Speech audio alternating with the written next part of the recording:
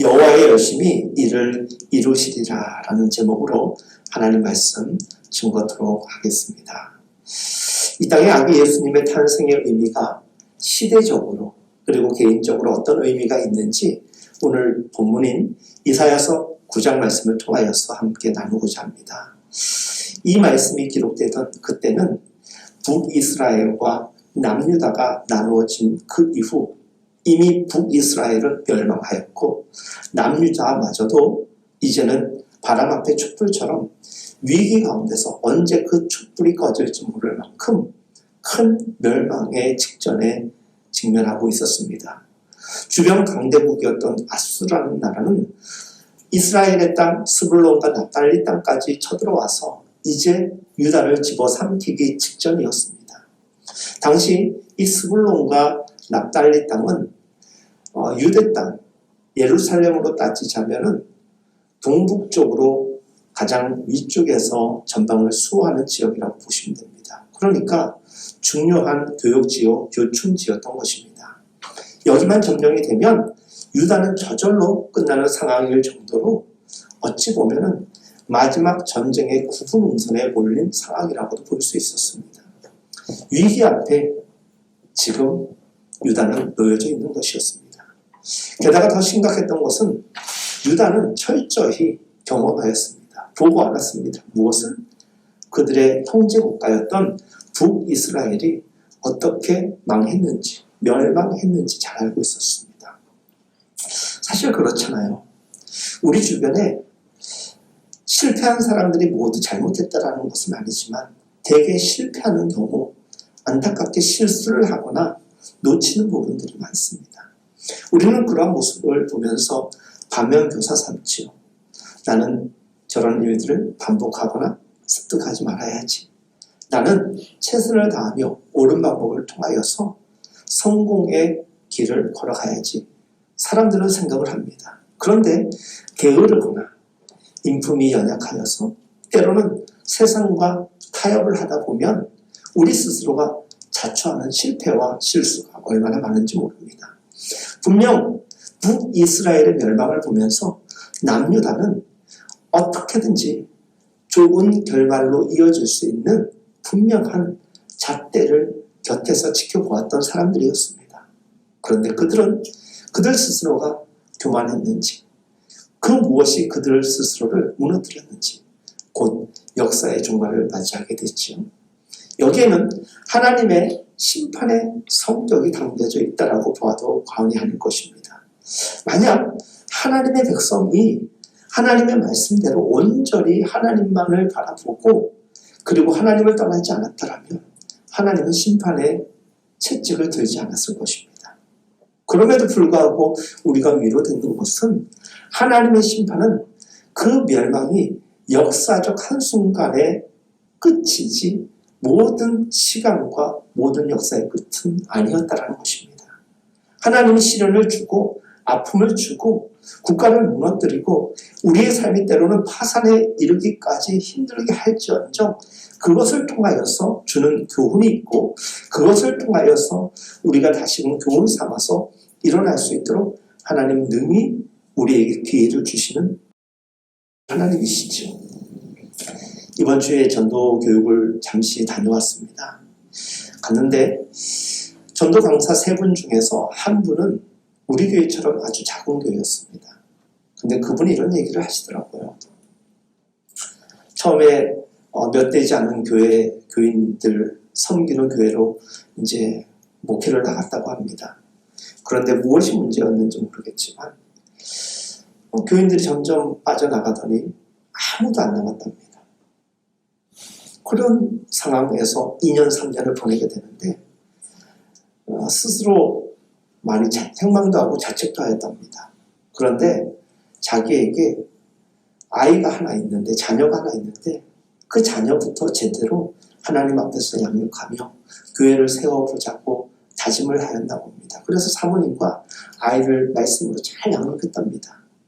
사람들이 아무도 없는 상황에서 자기 자식에게, 물론 자기 자식이니까 그렇겠지만 그런 마음이 들었답니다. 이 아이도 우리 교회의 성도라는 것이에요. 열심히 아이를 위해서 영상을 만들어서 놀이기구를 만들어서 아이를 위하여 교육했더니 그 주변에 있는 아이들이 한 명, 두 명 모여들면서 아이들로 인하여서 지금은 조금씩 교회가 자라나고 있다고 이야기를 하더라고요. 그 이전에는 아무것도 그에게 어떤 목회에 대한 꿈과 비전이 없었다고 합니다. 그 아이를 통하여서 지금은 너무나도 귀한 사람들과 함께 목회를 이뤄가고 있다고 이야기하더라고요. 그분은 성공한 목회자, 성공한 교회처럼 큰 교회, 그런 규모, 그런 인원을 가지고 있지 않습니다. 그런데 그는 이야기합니다. 제가 행복한 목회를 할 수 있는 것은 수와 규모의 문제가 아니라 내가 지금 행복한 믿음과 소망을 가지고 살아가고 있느냐, 그것이 가장 중요하다는 것이에요. 이 코로나 상황 속에서도 절망 가운데 살아가는 이들이 있고 그럼에도 불구하고 소망을 가지고 살아가는 이들이 있다는 것이죠. 하나님의 역사의 채찍은 그것이 우리에게 심판의 명분을 가지고 있지만 그것을 통하여서 우리를 깨닫게 하시고 새로운 삶으로 업그레이드 시키고자 하시는 하나님의 뜻이 담겨져 있다는 것을 특별히 오늘의 본문의 말씀을 우리가 함께 나누면서 하나님께서 얼마나 우리를 위하여 열심을 다하시는지, 우리뿐만이 아니라 하나님은 더 성실하게 변함없이 우리를 위하여 일하고 계신다는 것을 우리가 고백할 수 있기를, 깨달을 수 있기를 간절히 바랍니다. 오늘 본문의 말씀 1절입니다. 전에 고통받던 자들에게는 흑암이 없으리로다. 옛적에는 여호와께서 스불론 땅과 납달리 땅에 멸시를 당하게 하셨더니 후에는 해변길과 요단 저쪽 이방의 갈릴리를 영화롭게 하셨느니라. 흑암에 행하던 백성이 큰 빛을 보고 사망의 그늘진 곳에 거주하던 자에게 빛이 비추도다. 말씀의 그 부분에 이렇게 나옵니다. 흑암에 행하던 백성들, 죄와 짝하던 우리의 모습과 동일한 메시지가 될 수 있죠. 그들은 어떻습니까? 사망의 그늘진 땅에서 살아가고 있다는 거예요. 소망이 없습니다. 꿈이 없습니다. 왜? 더 이상 무엇을 기대할 수 없는 그런 상황에 놓여 있을 때 우리도 그렇잖아요. 그런데 그들에게 지금 본문 1절 말씀은 어떻게 하고 있습니까? 빛이 비치고 있다는 것입니다. 빛이 비친다는 것은 소망입니다. 소망. 2절 말씀, 3절 말씀, 주께서 이 나라를 창성하게 하시며 지금 다 멸망해어 가고 있는 그 나라를 향하여서 이사야 선지자를 통하여서 전하는 메시지는 이 나라를 창성하게 할 것이라는 거예요. 미래형이지만 그래도 얼마나 소망이 됩니까? 즐거움을 더하게 하셨으므로 그들이 주 앞에서 즐거워할 것이다 라고 말씀을 증언하고 있습니다. 심지어 4절 말씀에는 이렇게 기록되어 있어요.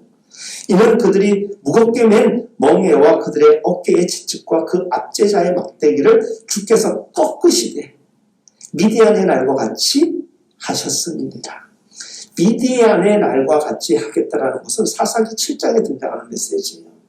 이스라엘을 향해서 공격해오는 미디안 족속들이 얼마나 많았는지 성경은 메뚜기 떼와 같이 많았다라고 이야기합니다. 그런데 그 어마어마한 미디안 군대를 단 기드온의 300용사가 무찔러 버리죠. 그런 승리를 우리에게 보이시리라라는 하나님의 말씀입니다. 여러분, 목회도 참 어려운 여건이지만 사업장이나 우리의 삶도 얼마나 어려운 상황입니까? 정말 어려운 여건입니다. 그런데 그런 상황이 모든 것을 의미하지는 않는다라는 것 우리가 알지 않습니까? 그런 가운데서 인식 있는 사람들은 무엇을 많이 알아서 인식하는 것이 아니라 삶의 경륜이 무엇인지 우리의 삶이 하나님께 있다는 것을 아는 사람을 우리는 인식하는 자라고 이야기할 때 우리 그리스도인들은 아니겠습니까? 우리 그리스도인들은 장차 이루실 하나님의 소망을 알기 때문에 오늘을 열정을 다하여 포기하지 않고 살아가는 것이죠. 그런 자들에게 하나님은 분명히 소망의 매개체를 분명한 증거로 예언도 하시고 또한 성취케 하여 주시는 거예요. 그런데 오늘 성탄절을 앞두고 있는 대림절, 특별히 오늘 본문의 말씀을 통하여서 하나님께서 우리에게, 인류에게 어떤 소망을 주셨는지 우리가 함께 말씀을 나눠보고자 합니다. 오늘 본문의 6절, 7절 말씀인데 6절 말씀을 보니까 이는 한 아기가 우리에게 낳고 마치 당장 태어난 것처럼 성경을 표현하고 있어요. 근데 이 일은 이 성경이 쓰여져 있던 예언되었던 그때로부터 700년 후에 있을 예수님의 탄생을 이야기하고 있는 것이거든요. 구약 성경에 예수님의 탄생에 대한 예언의 말씀이 얼마나 많이 나와 있습니까? 그런데 하필 왜 이사야 선지자는 예언을 통하여서 이야기를 하는데 한 아기가 태어날 것이고 그 아기가 우리의 삶을 변화시켜 주시고 소망이 될 것이라고 이야기를 했겠습니까? 어찌 보면 이런 식으로 생각할 수 있는 것 아니겠습니까? 등에 망토를 맨 슈퍼맨이나 배트맨 같은 초인적 존재가 나타나서 우리의 삶을 바꿀 것이다 라고 이야기하면 못 믿지 않는 사람들도 얼마만큼 그 뜻에 따를 수 있고 기대를 할 수가 있겠습니까? 그런데 그것이 아니라 성경은 분명히 아기가 날 것이라고 성경에 증언하고 있습니다. 아기를 생물학적으로 따지고 보면 우리 인생이 어떤 시기입니까? 가장 연약한 때입니다. 가장 어찌 보면 무기력한 때입니다. 자기 스스로 아무것도 할 수 없는 상황이 우리 유아 시절, 영아 시절 아니겠습니까? 그런데 하나님의 일하시는 방식은 언제나 우리의 보편적 상식을 뛰어넘는 경우가 대부분입니다. 이 아기는 조금 전에 말씀드렸듯이 700년 후에 태어난 예수를 의미합니다. 소망과 성취를 바라는 이들에게 현실은 어떻습니까? 우리가 사실 소망과 미래에 대한 바람이 강력하다는 것은 상대적으로 오늘을 살아가기가 힘들다는 것입니다. 이사야 시대에 그 시대 사람들도 동일했던 거예요. 그냥 오늘 하루하루 살아가는 것이 너무 힘들고 늘 죽음에 직면한 상황이었습니다. 더더욱 이해할 수 없는 하나님의 방식이 지금 표현되고 선포되어질 때 사람들은 그것을 제대로 알고 믿었겠습니까? 한 아기가 태어날 것이고 그가 우리에게 기쁨을 줄 것이라는 것이죠. 오늘 본문의 아기 예수의 탄생, 사실 그 당시는 예수라는 표현을 사용할 수가 없었겠죠. 하지만 이사야는 이스라엘을 향하여서 그 메시지를 예언하고 선포하였던 것이에요. 지금 2700년 후인 지금 오늘날 현대를 살아가는 우리에게도 이 메시지는 동일하게 선포되어지고 있는 것입니다. 우리의 현실이나 이사야 시대의 현실이나 다를 바가 전혀 없습니다. 여러 가지 구체적인 정황은 다르지만 힘들다는 것이에요. 그때도 힘들고 지금도 힘들고. 어떤 분들이 푸념으로 이런 얘기를 하죠. 역사가 시작된 이후로 단 한 번도 인간이 살아가기 쉬운 적이 언제 없겠습니까? 없다라는 거예요. 늘 힘든 그 시기마다 살아왔다라는 것입니다. 사랑하는 여러분, 당장은 죽겠고 당장은 힘들어 너무나도 어려운 상황들로 꽉 차 있지만 하나님은 언제나 당신의 방법으로 그 상황을 해결하시는 그 방법을 모색하시고 역사를 이끌어 가시는 주님이십니다. 그러니까 하나님께서 주도하시는 인생과 세상 경영 방식은 우리가 생각하는 이 산술 방식과는 전혀 다른 그런 곳에 있음을 우리는 믿고 신뢰해야 됩니다. 그 아주 인간적으로 봤을 때 연약하고 미련한 방법인데 그것을 오늘 성경은 무엇이라고 기록하고 있습니까? 한 아기가 날 것이라는 것입니다. 그 아기 예수를 통하여서 그 아기가 나옴으로 인하여서 세상에 다시금 소망의 때가 시작된다는 것입니다. 그리고 그 아들을 우리에게 주신 바 되었는데 그 한 아들이 누굽니까? 독생자 예수 그리스도를 예표하는 것이죠. 조금 전에도 말씀드렸습니다. 당장 힘들고 당장 죽을 지경에 있는 그들에게 당장 그 아기가 태어나는 그 사건이 벌어지면 얼마나 좋겠습니까? 근데 그때 이와 같은 상황이 700년 후에 펼쳐지리라고 누구도 생각하지 못했을 것입니다. 하지만 중요한 것은요. 그 아기가 그때 태어나지 못했을 뿐이지 그때 그 사람들은 기대하고 소망하고 살아갔을 거 아닙니까? 우리에게 하나님께서 한 아기를 보내셔서 메시아겠죠. 그리스도겠죠. 헬라어가 되었던 히브리어가 되었던 그 단어의 차이만 있을 뿐 메시아를 기다렸던 그 사람들. 지금도 우리는 너무나도 어려울 때 메시아를 기다리며 살아갈 때가 있지 않습니까? 세상 사람들은 이야기합니다. 이래서야 희망이 있고 답이 되겠냐고 이야기합니다. 심지어 기독교인들을 향하여서 너가 믿는 기독교가 너희에게 도무지 희망이 되지 않는 듯한데 정말 너희들은 소망을 두고 살아가느냐라고 이야기합니다. 이에 두고 우리가 똑같은 표현으로 그러게요, 사실 너무 힘들고 소망이 없습니다라고 이야기하는 것은 기독교적인 대답은 아니겠죠. 여러분들에게 마음의 질문으로 묻습니다. 여러분들은 정말 주님이 여러분들에게 소망이 되어 주십니까?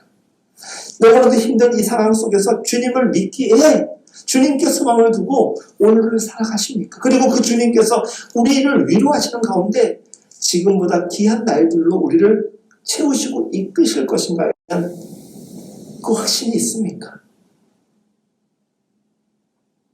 저 역시도 연약합니다.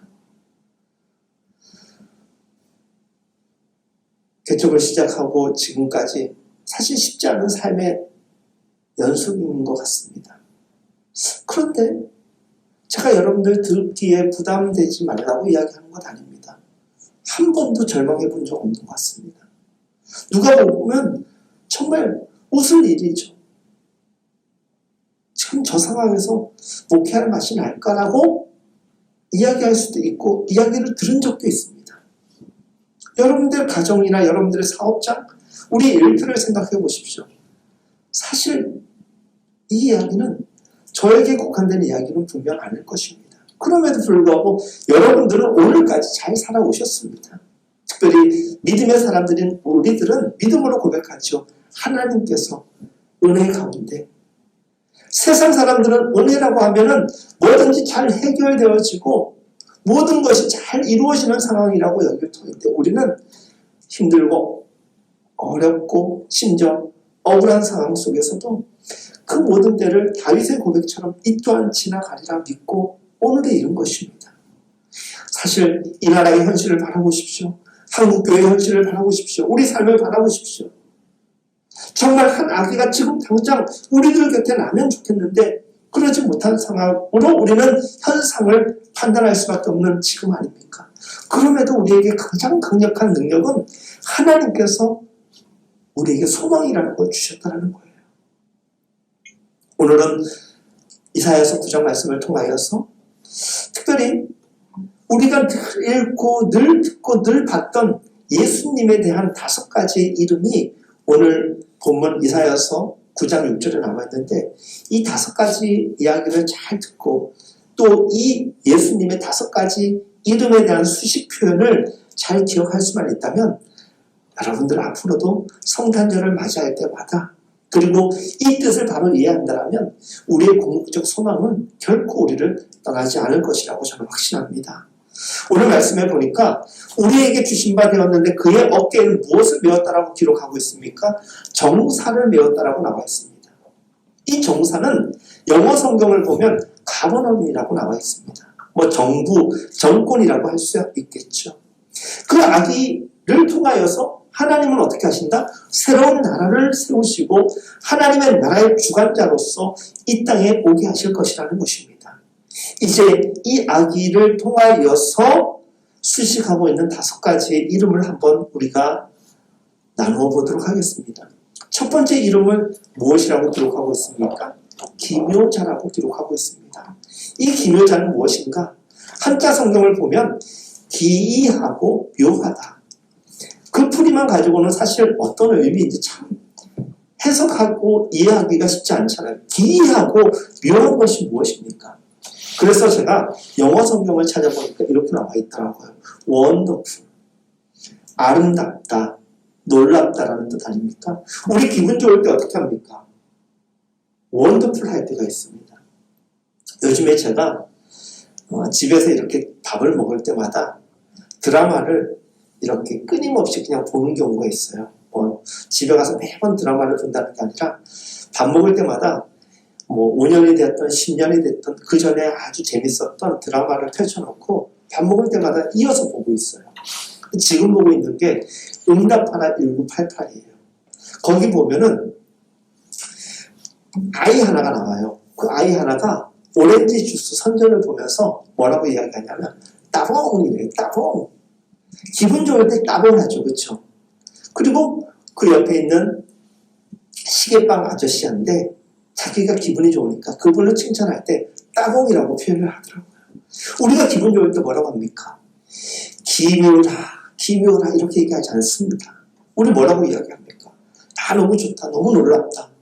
외국 사람들은 그것을 원더풀이라고 이야기를 하며, 이 기묘라는 말이 구체적으로 어떤 것을 의미하는지 우리는 이해할 수 있습니다. 그 뜻을 프랑스어로는 이렇게 이야기합니다. 노엘, 로일. 이게 뭡니까? 영어로 원더풀인 것입니다. 이 원더풀이라는 것은 놀랍고 기쁠 때 사용하는 단어입니다. 이 원더풀은 두 가지 의미를 담고 있습니다. 첫째는 놀라운 분이 우리에게 오실 것이다.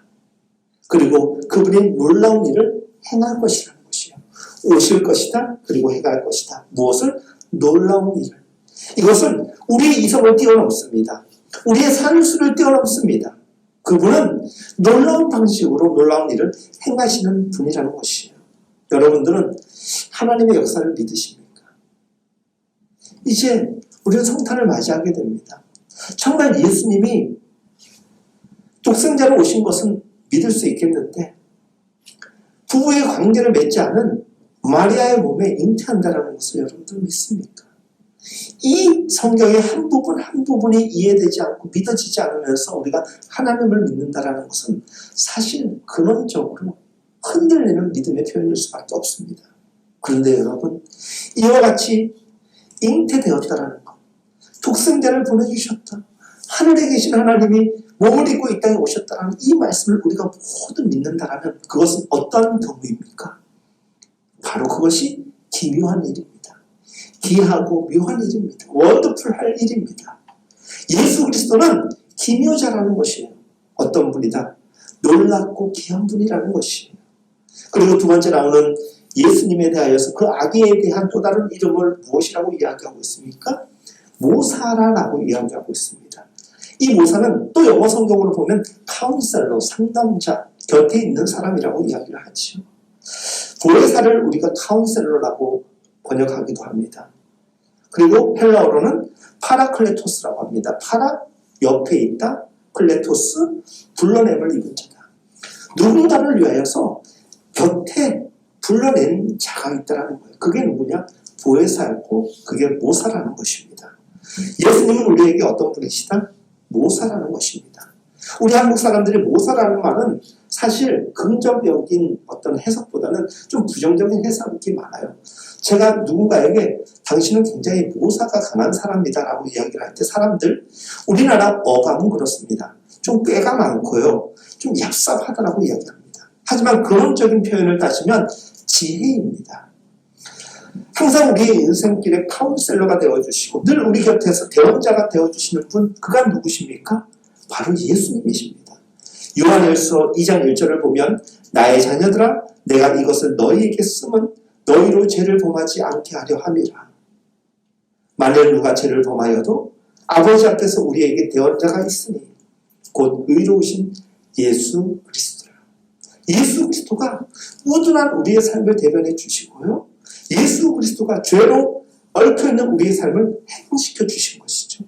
요한복음 14장 16절 말씀에 기록되어 있기를 내가 아버지께서 구하겠으니 그가 또 다른 보혜사를 너희에게 주사 영원토록 너희와 함께 있게 하리니.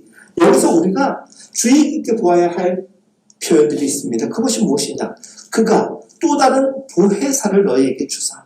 성경 헬라어를 보면 다르다라는 단어를 알로스라는 단어를 사용하고 있습니다. 그런데 헬라어는 이 다르다라는 용어를 두 가지 용어를 사용하는데, 단어를 사용하는데, 하나는 헥테토스이고 하나는 조금 전에 말씀드렸던 알로스입니다. 헥테토스의 다르다라는 것은 무엇이냐면 가령 이런 것이죠. 여기 보면 이게 뭐죠? 마이크죠. 이거는 아이패드입니다. 본질적으로 이건 다르죠. 그렇죠? 다르니까 다른 겁니다. 이것을 보고 헥테토스라고 한다면 알로스라는 말은 무엇이냐? 여기 만약에 성경이 두 개가 있다고 치십시오. 이것은 제 아내의 성경입니다. 이것은 저의 성경입니다. 본질적으로 같습니다. 그런데 누구의 것이냐로 따지면 다른 것이죠. 좀 이해가 되십니까? 아버지께서 구하겠으니 또 다른 보혜사를 주신다는 것은 어떻게 보면 삼위일체 하나님에 대한 이야기이시죠. 이 두 분은 한 분 하나님이나 그 역할이 다르다라는 것입니다. 이것을 우리 삼위일체 교리라고 합니다. 쓰는 단어가 틀립니다. 성도님 같은 경우에는 집에 가면 아들이 아빠를 부를 때 사장님이라고 부르면 어떨까요? 이거 괜찮은데 존중하는 표현? 이게 아니죠. 집에 가면 아빠라고 불러야 되는 거예요. 그렇죠? 직장에 갔는데 직원들이 사장님이라고 부르지 않고 대표님이라고 부르지 않고 가령 아빠라고 부르면 이건 어휘상실이 되는 거예요. 그렇죠? 그런데 동일합니다. 성도님은 한 사람이에요. 집에서는 아빠라고 불리고 남편이라고 불리고 회사에 가면 대표로 불립니다. 저도 동일합니다. 여기서는 목사라고 불리지만 집에 가면은 남편이라는 이름으로 불리는 것이죠. 여러분들 왜 이것을 제가 지금 이 시간 강조하느냐? 이 보혜사의 증명이 이 아기에게도 있었다라는 것이죠. 있다라는 것이죠. 바로 700년 후에 태어날 예언된 예수를 의미하고 그 예수에게 이 능력이 있다라는 것이죠. 요한일서 2장 조금 전에 말씀드린 대로 끊임없이 우리를 대원하시는 분 예수님이십니다. 예수님을 우리의 대원자가 되어주시고 카운셀러가 되어주시고 모사가 되어주신다는 것입니다. 그리고 세 번째, 전능하신 하나님이라고 나와 있습니다. 여기 중요한 주제가 있습니다. 성경에서 말하는 전능하신 하나님 보면은 가장 많이 사용하는 단어가 엘샤다이입니다. 엘샤다이라는 것은 사실 이 힘에 관련된 거예요. 에너지에 관련된 거예요. 못하시는 것이 없으신 하나님 할 때 전능하다라는 그 뜻은 엘샤다이라고 씁니다. 그런데 오늘 우리가 이사야서 9장 6절에 나와 있는 이 전능하신 하나님은 엘샤다이가 아니라 엘기보르라고 사용됩니다. 단순한 파워가 아니라 시작한 것은 반드시 마무리를 한다는 의미입니다. 우리 사람은요, 계획을 잘합니다. 또 의욕이 있습니다. 그런데 능력이 안 되다 보니까 결국 못하고 그만두는 경우가 참 많습니다. 작심삼일일 때가 얼마나 많습니까? 하나님의 계획하심은 엘기보르, 처음 계획을 하였으면 끝까지 책임지는, 그래서 성경에 나와 있는 알파와 오메가가 바로 그런 뜻인 것입니다. 우리가 종말을 기다린다는 것은 어떤 의미이냐면요, 지금 그냥 내가 살기 너무나도 힘드니까 빨리 이 세상에 끝이 오고 주님이 오셔서 끝났으면 좋겠다, 그것만을 바라보는 것이 아니에요. 믿는 자들에게 있어서 적극적 의미의 종말론은 무엇이냐면요, 하나님의 창조를 믿습니다. 그 창조 안에는 시작이라는 의미가 있죠. 그리고 끝이라는 의미가 있습니다. 이 세상을 창조하신 하나님께서 지금도 우리와 함께 하시고, 그리고 이 시대, 이 세상의 역사도 마무리하신다라는 엘기보르, 모든 것을 주관하시고 계획하시지만 끝까지 책임지신다라는 이 전능하신 하나님을 믿기 때문에 그저 끝만을 바라보고 소망하는 것이 아니라, 그렇기 때문에 오늘을 열심히 살아가는 거예요. 왜? 처음부터 끝까지 모든 것을 주관하시는 하나님이라고 믿으면 오늘 그 하나님이 우리와 함께하지 아니하시겠습니까? 오늘도 그 하나님이 살아 역사하기 때문에 그 하나님을 믿고 내가 살아간다는 것입니다. 그래서 계시록을 보면 나는 알파와 오메가라고 예수님은 이야기하셨던 것입니다. 사랑하는 여러분, 마지막은 아니고 네 번째, 영존하시는 아버지라고 나와 있습니다. 사실 이 영존하시는 아버지라는 표현을 설명드리는 것이 쉽지가 않습니다. 예수님이 아버지십니까? 이 질문부터 한번 드려보겠습니다. 예수님은 아버지가 아니죠. 근데 예수님은 하나님의 아들이시죠. 근데 영어 성경을 보면 Father라고 나와 있습니다. 근데 이 Father가 우리가 말하는 아버지라는 의미만 담고 있는 것이 아니라 창조주라는 의미도 담고 있습니다. 그래서 여기서 영존하시는 아버지라는 것은 창조주 하나님을 의미하는 것입니다. 욥기를 보면은 비에게 아비가 있느냐, 이슬방울을 누가 낳았느냐, 비 내리는 레인, 이 비에 아비가 있느냐라고 할 때 이 아비가 우리가 말하는 육신의 아버지가 아니겠죠. 그러니까 동일한 의미에서 여기서 쓰인 단어의 영존하신 아버지라는 것은 창조하신 하나님이라는 것입니다. 마지막으로 평강의 왕이라고 할 것임이라 성경은 기록하고 있습니다. 평강의 왕, 이제 우리가 교회를 좀 다니기 시작하면 헬라어와 히브리어를 꼭 알아야 되는 것은 아니지만 많이 반복적으로 하는 단어 중에서 샬롬이라는 단어 우리 많이 이야기하지 않습니까? 헬라어 말로는 에이렌의 히브리어로는 샬롬입니다. 뜻은 평안, 평강이죠. 우리 삶에 샬롬의 복 이상으로 더 좋은 복이 어디 있겠습니까? 근데 이 샬롬이라는 단어는 어원을 따지고 해석을 하면 이런 거예요. 끊어진 양자, 그것을 직설로 잇는다는 것이에요. 그러니까 끊어진 것이 이어진다는 것을 우리가 우리 시대로 이야기하면 관계 회복이라는 것이에요. 샬롬이라는 것, 평강이라는 것은 무엇이냐? 뭔가 문제가 생겨 있는 관계가 회복되어진다는 거예요. 하나님과의 관계가 회복되어지고 우리의 관계가 회복되어진다는 것이에요. 사랑하는 여러분, 죄로 인하여서 세상은 하나님과 단절되어 버렸습니다. 그런데 하나님께서 독생자 예수를 통하여서 이것을 이어주셨다는 것, 여러분들 믿으시는 믿음의 중심, 핵심 아니겠습니까? 결국 우리의 삶은 에덴으로의 회복을 강조합니다. 우리가 쫓겨났던, 인류가 쫓겨났던, 아담이 쫓겨났던 그 에덴을 회복하는 것이, 그래서 정직하게 하나님만을 바라보며 살아갈 수 있는 그 땅으로 돌아가는 것을 우리는 궁극적 소망으로 여기는 사람들입니다. 오늘 말씀에 예수님 다시 태어나실 그 아기에 대한 이야기, 그 이름을 기묘자라, 그리고 모사라, 전능하신 하나님이라, 영존하신 하나님 아버지라, 그리고 마지막으로 평강의 왕이라고 이야기한 것을 잘 이해하셨으면 좋겠습니다. 이 5가지 이 표현의 이해만 가능하다면 여러분들 신앙생활은 결코 힘들지 않을 것입니다. 왜? 이 표현 가운데 소망이 담겨져 있기 때문에.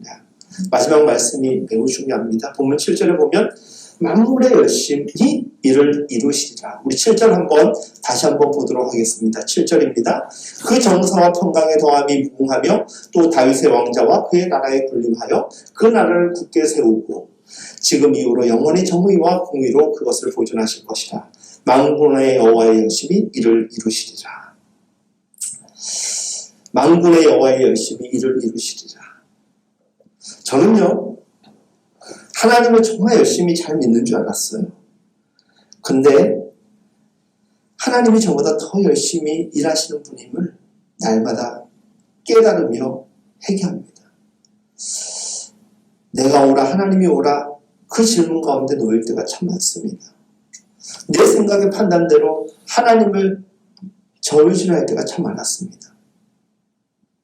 그런데 결국은 기도하며 거룩한 침묵으로 이끄시는 주님의 뜻 가운데 내가 틀렸구나라는 반성을 많이 하였습니다. 오늘 9장 7절 마지막 말씀에 기록되어 있습니다. 만군의 여호와의 열심히 이를 이루시리라. 여러분들, 만군의 여호와 가운데서 이 만군이라는 표현은 전쟁에 대한 개념입니다. 모든 우리를 대적하는 이들로부터 여호와께서 우리를 지키신다. 우리를 승리케 하신다라는 것입니다. 이 어둠의 세상, 이 살아가기 너무나도 공고한 세상에서 메시아를 기다리며 소망하는 살아가는 우리들에게 끊임없이 성령을 통하여서 지혜 주시고 담대함을 주시는 그 하나님께서 오늘을 능히 이끄시고 인도하심을 믿을 수 있기를 간절히 바랍니다. 이것이 성탄의 의미입니다. 그래서 이 성탄의 의미를 바로 알게 되면 사실은 12월 25일 성탄절만이 성탄이 아니라 매일 내 삶의 자리가 성탄인 것입니다. 매일마다 나를 기묘라, 모사라, 전능하신 하나님, 그리고 영존하신 아버지, 그리고 우리에게 평강의 왕이신 그분께서 관여하심으로 인하여서 700년 후에 오실 그 예수님, 그 아기에 대한 표현을 통하여서 그 시대 당장은 죽을 것 같고 당장은 힘들어서 다 포기하고 싶은 그들에게 소망의 주가 오셨다는 거예요. 오늘 힘든 여건 가운데 살아가는 우리들입니다. 여러 가지 불평의 요소들만 세어본다고 하면 손가락이 부족한 상황이 이미 틀림없습니다. 가정도 녹록지 않습니다. 일터와 사업장과 직장도 녹록지가 않습니다. 주변을 보아도 우리에게 결코 평안과 안락함을 주는 것은 없습니다. 그럼에도 불구하고 하늘을 바라보십시오. 하늘을 바라보면 하나님이 우리를 도우신다는 걸 우리는 믿게 될 것입니다. 이 시간 우리가 함께 기도하도록 하겠습니다. 하나님, 우리가 우매하여서 잘못 생각하는 날 참 많습니다. 우리보다 더 성실하게 열심히 일하시는 주님, 그 주님을 믿고 신뢰합니다. 이번 성탄은 죄악으로 가득 찬 우리의 삶 가운데 다시금 소망으로 찾아오시는, 일하시고 열심을 다하시는 주님의 임재로 가득하게 하여 주옵소서. 우리 함께 이 시간 기도하겠습니다.